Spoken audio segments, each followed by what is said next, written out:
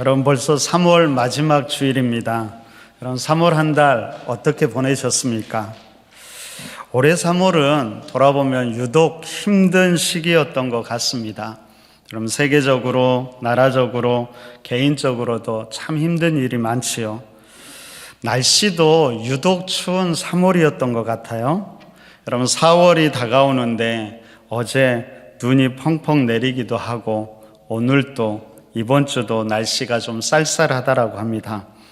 여러분 그래서 그런지 이미 목련도 피고 개나리도 피었지만 봄은 아직 오지 않은 느낌입니다. 몸도 마음도 아직은 추운 겨울에 있는 것만 같지요. 그래서 오늘 좀 시편을 살펴보려고 합니다. 여러분 계속해서 우리가 사도행전을 살펴보면서 잠시 성경의 다른 본문을 보고 싶은 마음이 들기도 했고요. 삶의 고난 가운데 가장 먼저 떠오르는 것이 시편이기 때문입니다. 여러분 겉으로만 보면 이 시편은 참 평화롭지요. 그렇지만 구체적인 그 삶의 현장으로 들어가면 그 안에는 아파하고 갈등하고 치열하게 싸우는 우리의 삶의 모습이 그 안에 들어 있습니다. 하지만 그 모든 삶을 믿음으로 그리고 기도로 이겨나간 아름다운 이야기들이 시편 안에 담겨 있습니다. 여러분 믿음의 사람들의 삶이 그런 것 같아요. 겉으로만 보면 세상 다 평안한 것 같지만 누구나 자기의 아픔을 가지고 아픔 속에서 치열한 삶들 살아가곤 합니다. 어쩌면 믿음이 없이 살아가는 사람들보다 믿음의 사람들이 더 갈등하고 더 고민하고 더 남모를 아픔을 가지고 살아가는지도 모른다는 생각을 종종 하곤 합니다. 여러분 오늘 우리가 읽은 시편 23편, 여러분 시편 중에서 가장 유명하고 대표적인 시지요. 여러분 겉으로 보면 한없이 평온한 것 같고 그래서 이 시를 읽을 때마다 푸른 초장과 풀밭을 떠올려야 할 것 같은 시편이지만 이 시편 23편에도 다양한 삶의 모습이 녹아 있습니다. 그래서 이 시편 23편을 읽을 때마다 읽는 사람의 시기와 상황에 따라서 그 느낌이 전혀 다르게 다가온다라고 합니다. 그래서 이 시편 23편은 수세기 동안 다양한 사람들의 사랑을 받으면서 다양한 상황에서 읽고 묵상하고 이 시편을 붙잡고 기도하기도 했습니다. 남자도 여자도 한창 삶을 열정적으로 살아가는 젊은이도 그리고 황혼기를 맞이하는 노년의 어르신들도 삶을 마감하는 장례식의 자리에서도 출생이나 생일 같은 잔치를 베푸는 곳에도 여러분 인생의 고난의 시기에도 기쁨의 시기에도 모든 상황에서 이 시편은 참 사랑받아 왔습니다. 심지어 이렇게 보니까요, 믿지 않는 사람의 집에도 이 시편 23편이 적힌 액자가 걸려있는 집들이 많이 있더라고요. 한 편의 시가 이처럼 오랫동안 다양한 상황에서 사랑받기란 참 쉽지 않을 겁니다. 근데 그 어려운 걸 시편 23편이 해내지요. 여러분 그래서 이 시편 23편을 성경의 진주라고도 이야기합니다. 마이어라는 신학자는 이 시편 23편을 사막의 오아시스, 험한 등산길에 있는 휴게소, 타는 듯한 한낮의 시원한 동굴, 고요하고 신성한 묵상을 할 수 있는 정자, 쉼이 없고 무거운 짐진 인생들의 평온한 안식처라고도 이야기했습니다. 좋은 말은 다 갖다 넣은 것 같아요. 어찌됐든 오늘 이 시편 23편을 통해서 힘겨운 삶을 살아가는 우리도 그런 위로와 안식을 누리는 귀한 시간이 되시기를 바랍니다. 여러분 그러면 이 시편 23편을 누가 어떤 상황에서 써내려갔을까요? 여러분 얼핏 보면 이 시편 23편을 노래하는 삶이 너무나 평온한 것 같아서 삶에 큰 어려움 없이 평탄한 삶을 살아가는 이가 쓴 시 같지만 실제로 시인의 삶은 그렇지만은 않은 것 같습니다. 여러분, 시편 23편 이 6구절에서 가장 핵심적인 구절을 찾으라고 한다면 여러분들은 어떤 구절을 뽑겠습니까? 한번 생각해 보시기 바랍니다.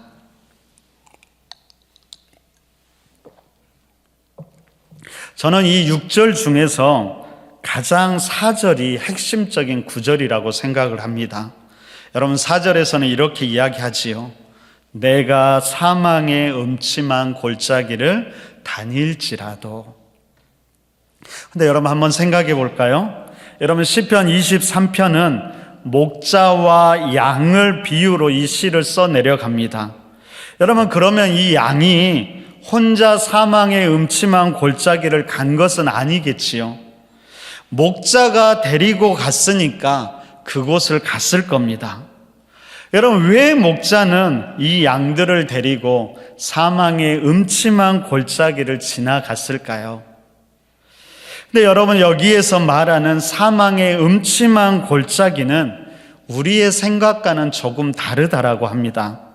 여러분, 이 사망의 음침한 골짜기는 특정한 장소라기보다는 위급한 상황이 펼쳐지는 그 상황 자체를 이야기하고 있습니다.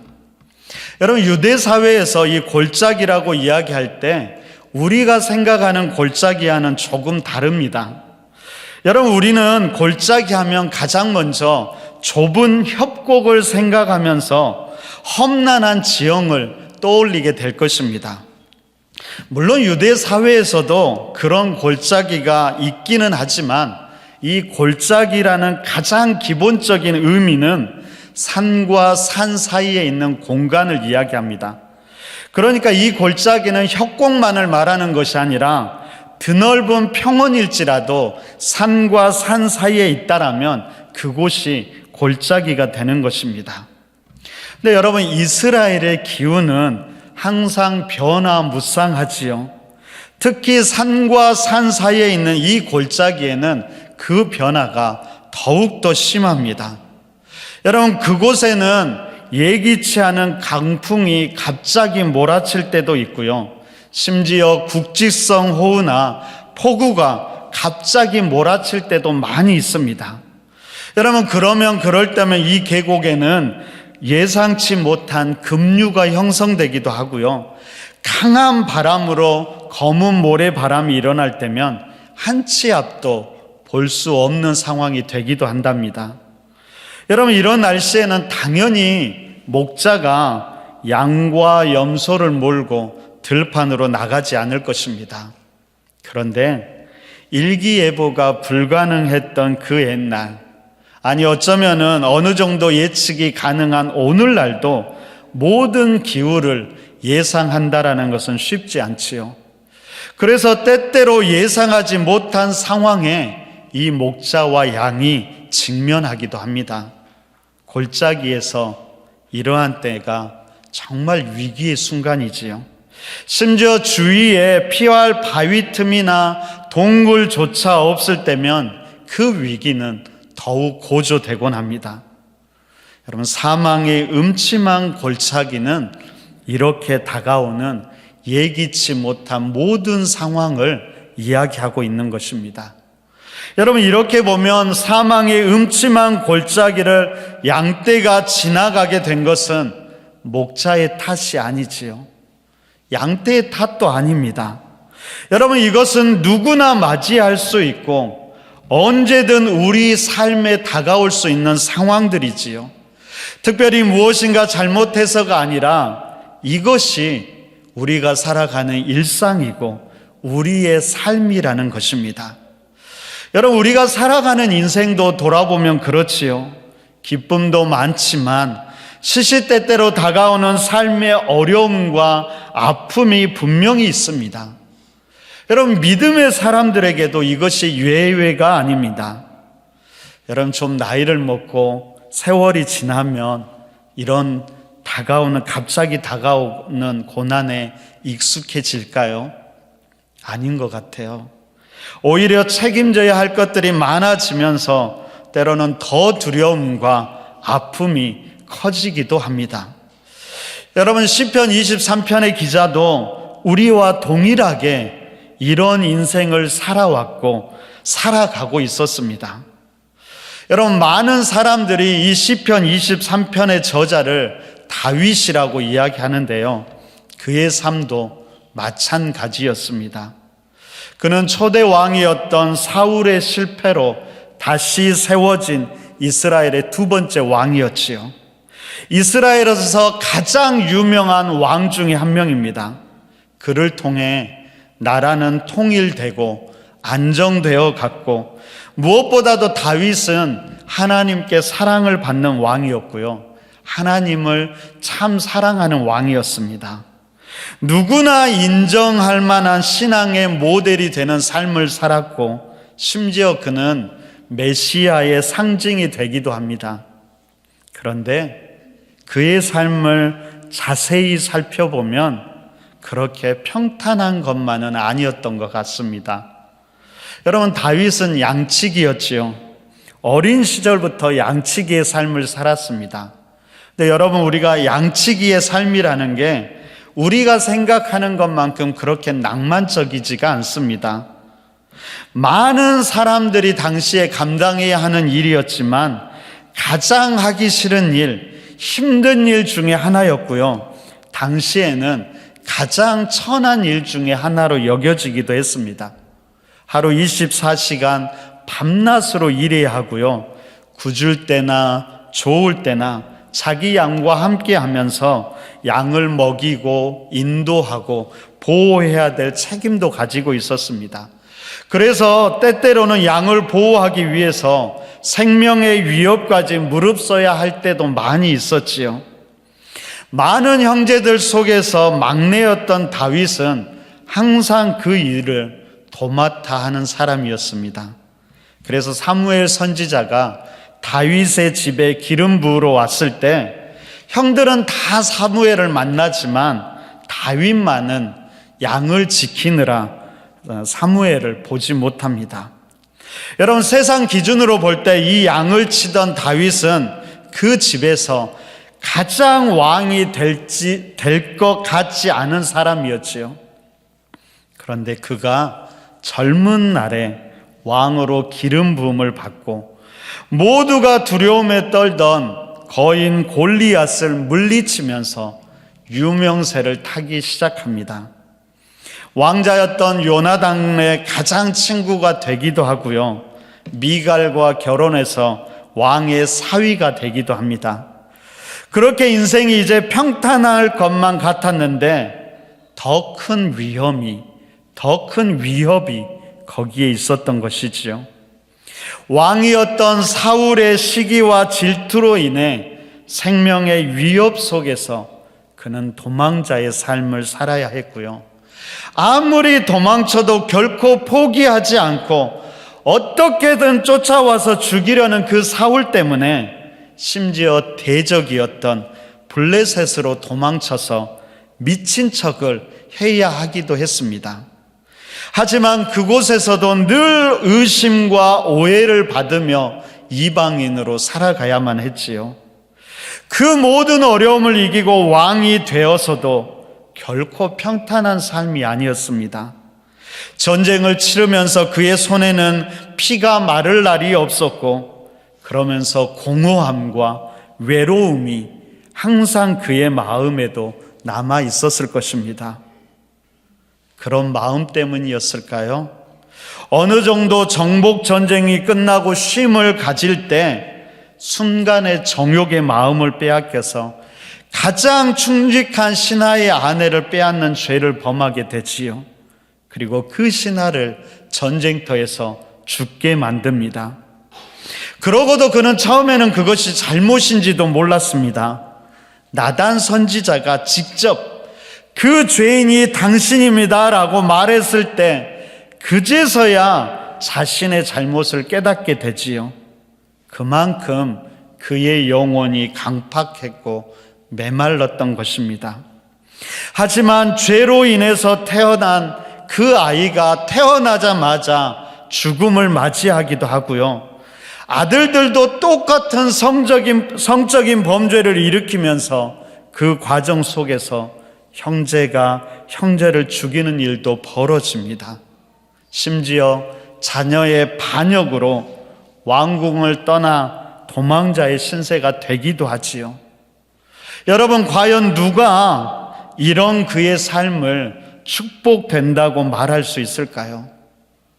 왕으로서 많은 것을 누리기도 했지만 실상 그의 삶과 내면은 고통과 아픔으로 가득했던 것입니다. 그런데 다윗은 그럼에도 불구하고 그 모든 삶을 돌아보면서 이렇게 고백합니다. 여호와는 나의 목자셨습니다. 그가 나를 푸른 풀밭에 누이시고 쉴 만한 물가로 인도하셨습니다. 내 영혼을 소생시키시고 자기 이름을 위하여 의의 길로 인도해 주십니다. 내가 사망의 음침한 골짜기로 다닐지라도 해를 두려워하지 않은 것은 주께서 나와 함께 하시고 주의 지팡이와 막대기가 나를 안위하시기 때문입니다. 주께서 내 원수의 목전에서 내게 상을 차려주시고 기름을 내 머리에 부으셨으니 내 잔이 넘쳐납니다. 나의 평생에 그분의 선하심과 인자하심이 늘 나와 함께 했고 그래서 나는 여호와의 집에 영원히 살게 됩니다. 여러분, 이것이 다윗의 전 생애를 삼은 고백이었고 가장 아픈 것도 가장 기쁜 것도 다 담겨있는 고백이었습니다. 여러분, 뿐만 아니라 고난이 다 지나가고 자신의 삶을 돌아볼 때 이 고백을 한 것이 아니었지요. 고난의 한복판에서도 그는 이 고백과 찬양을 하면서 그 고난을 이겨나갔던 것입니다. 여러분, 실제로 수많은 고난의 시기에 다윗이 했던 것은 다른 것이 아니었지요. 그는 고집스럽게 하나님을 의지한 것이었습니다. 여러분, 시편 51편은 다윗의 회개시인데 자신이 자신의 죄를 깨달았을 때 그가 한 것은 다른 것이 아니었습니다.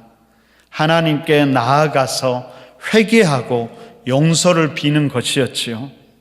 시편 51편에는 절절하게 그 마음이 담겨 있는 것입니다. 특별히 4절에서 이렇게 고백합니다. 우리 4절을 함께 읽어볼까요? 함께 읽습니다. 자, 시작.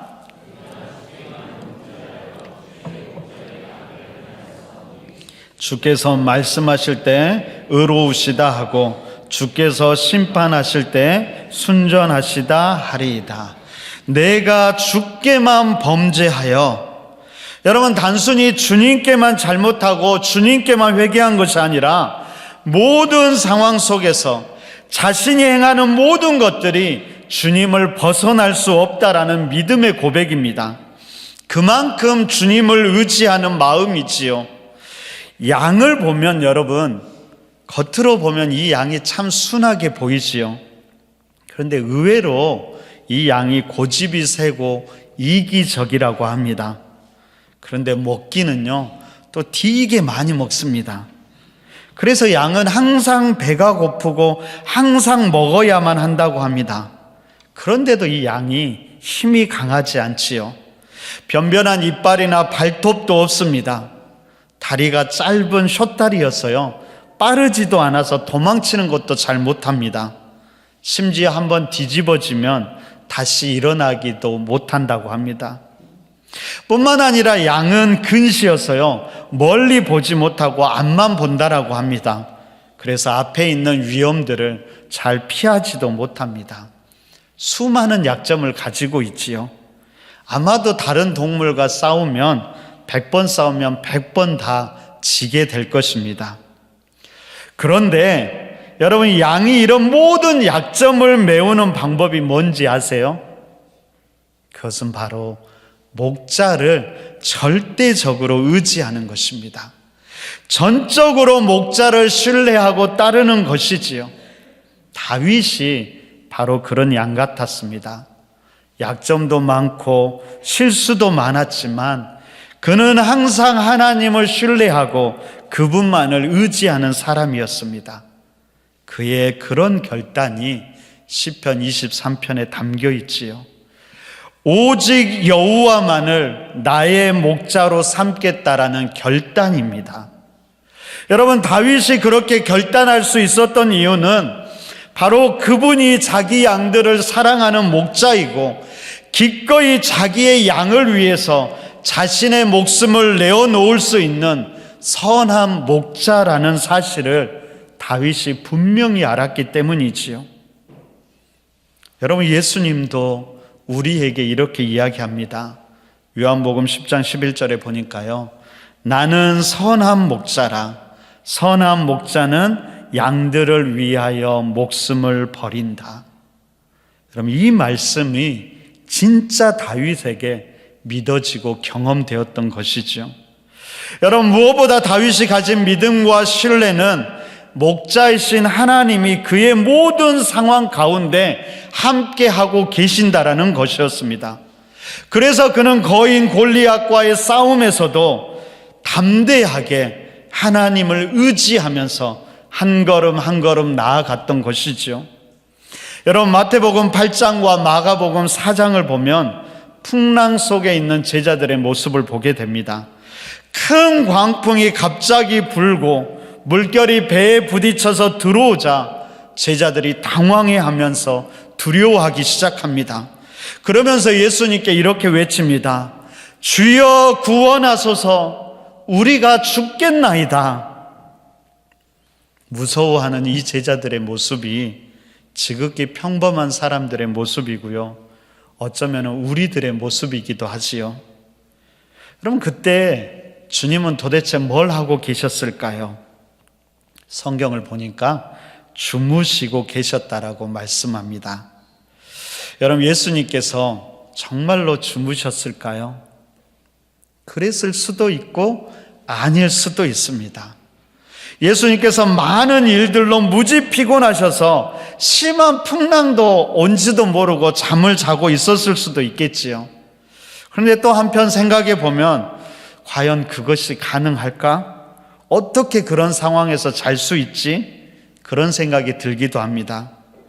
그렇지만 여러분, 어떤 상황이든지 변하지 않는 것은 뭘까요? 그것은 바로 예수님께서 그곳에 함께 계셨다라는 것입니다. 함께 한다라는 것은 함께 죽고 함께 사는 운명 공동체라는 말입니다. 여러분, 한번 생각해 보십시오. 폭풍우에 배가 침몰하게 되면 어떻게 될까요? 예수님은 물 위를 걸을 수 있잖아요. 그런 상황이 와도 전혀 문제가 될 것이 없을 겁니다. 그렇지만 제자들은 어떨까요? 다 물에 빠져서 죽게 되겠지요. 여러분, 그러면 제자들은 폭풍 속에서 다 죽어가는데 예수님 혼자만 물 위를 걸으면서 신나게 살아남을까요? 그럴 것 같지 않습니다. 그래서 주님은 제자들이 주님 죽겠습니다, 그만 일어나 우리를 도와주세요, 그렇게 외칠 때 이렇게 말씀하십니다. 어찌하여 무서워하느냐, 믿음이 적은 자들아. 여러분, 이 말에 담긴 주님의 마음은 어떤 마음일까요? 내가 함께하고 있는데 뭐가 걱정이냐, 그 말씀이지요. 그런데도 여러분, 우리는 고난의 시기에 얼마나 우리와 함께 하시는 주님을 놓치는지 모릅니다. 말씀드린 대로 주님은 우리와 운명 공동체로 그곳에, 거기에 함께하고 계십니다. 그래서 같이 죽든지 같이 살든지 하실 것입니다. 그러기에 우리는 고난의 시기에 바로 거기에 계시는 그 주님께 우리의 시선을 돌려야 하는 것이지요. 사실 이 시편 23편은 다윗이 어떤 시기에 썼는지 정확하지는 않는데요, 대부분의 신학자들은 이 시기가 고난의 시기였다라고 말합니다. 말씀드렸듯이 다윗 또한 누구 못지않은 삶의 아픔을 겪은 사람이었지요. 그는 그 아픔의 순간마다 그 주님을 바라보면서 이 시를 노래하고 또 노래했을 것입니다. 때로는 하나님이 침묵하시는 것 같고 곁에 계시지 않는 것처럼 느껴질 때도 그는 이 시를 부르면서, 이 노래를 부르면서 자신의 시선과 삶의 초점을 다시 하나님께 맞추고 다시 결단하면서 그분과 믿음의 동행을 계속해 나갔던 것이지요. 여호와는 나의 목자시니 내게 부족함이 없습니다. 그가 나를 푸른 풀밭에 누이시며 쉴 만한 물가로 인도하실 것입니다. 그곳에서 주님께서 내 영혼을 소생시키시고 자기 이름을 위하여 의의 길로 이끌어 주실 것입니다. 비록 내가 지금 사망의 음침한 골짜기를 지나고 있고 때때로 주님이 느껴지지 않는 것처럼 느껴지지만 여전히 주님은 나와 함께 하시고 주의 지팡이와 막대기가 나를 지키고 보호하심을 믿습니다. 그러므로 나는 해를 두려워하지 않습니다. 주님께서 반드시 내 원수의 목전에서 내게 상을 차려주시고 기름을 내 머리에 부으셔서 내 잔을 넘치게 하실 것입니다. 내 평생에 주님의 선하심과 인자하심이 나와 함께하며 나를 반드시 인도하실 것입니다. 그래서 나는 여호와의 집에 영원히 살게 될 것입니다. 요즘 한국 사회가 참 어려운 가운데 있습니다. 여러분, 들려오는 소식이 그러 반갑지만은 않지요. 대통령 탄핵으로 갈라진 시대이고 산불로 인해 온 나라가 몸살을 앓고 수많은 생명들이 아파하고 있습니다. 싱크홀도 생기고 나라 경제는 말이 아닙니다. 가계 수익도 갈수록 줄어드는데 생활 물가는 날마다 올라가고 있지요. 여기저기에 이상 기온과 황사, 자연재해들도 끊이지 않습니다. 그로 인해 국민들의 스트레스 지수도 올라가고요. 이때 아픈 사람들도 더 많아진다고 합니다.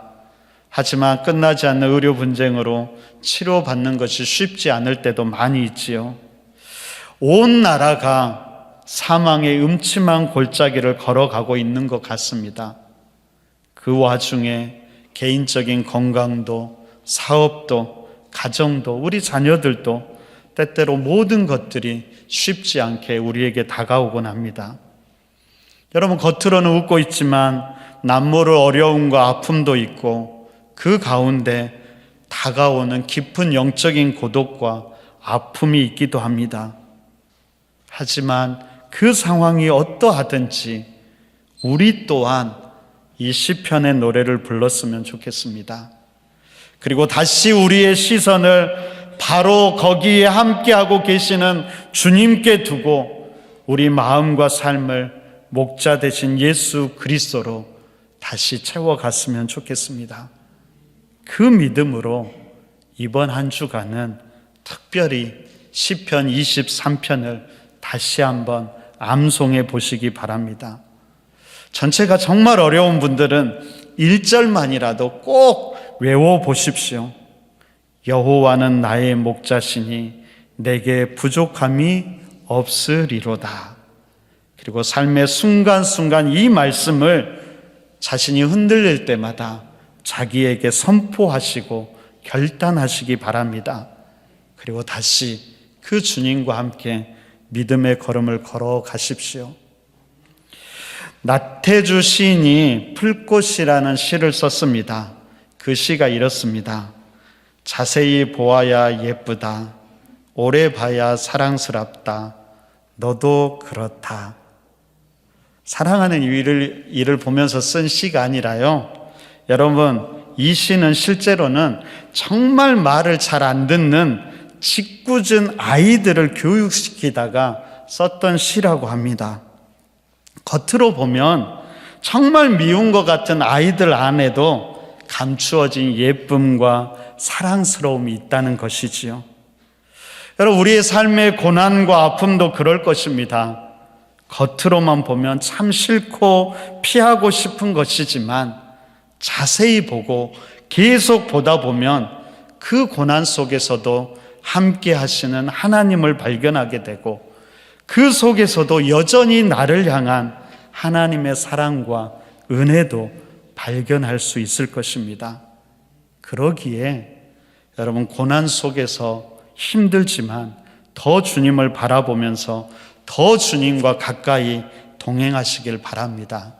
그러면서 더 주님을 깊이 알아가시고 그래서 더 단단해지고 강해지는 그런 신앙인들로 살아가기를 바랍니다. 그래서 우리도 우리 마음과 중심에서 다시 이렇게 고백했으면 좋겠습니다. 여호와는 나의 목자시니 내게 부족함이 없습니다. 기도하겠습니다. 주님, 그렇습니다. 끊임없이 삶의 어려움이 우리에게 다가옵니다. 누구에게조차도 말하지 못하는 그 아픔과 어려움이 있지요. 하나님, 그렇게 아파하는 영혼들을 찾아가 주셔서 그들의 입술이 다시금 여호와는 나의 목자시니 내게 부족함이 없습니다, 그 고백을 하게 하시고 그 고백 가운데 하나님의 깊은 사랑도 깨달아 알게 하여 주옵소서. 바로 거기에 함께하고 계시는 주님을 바라보게 하여 주옵소서. 예수님 이름으로 기도드립니다. 아멘.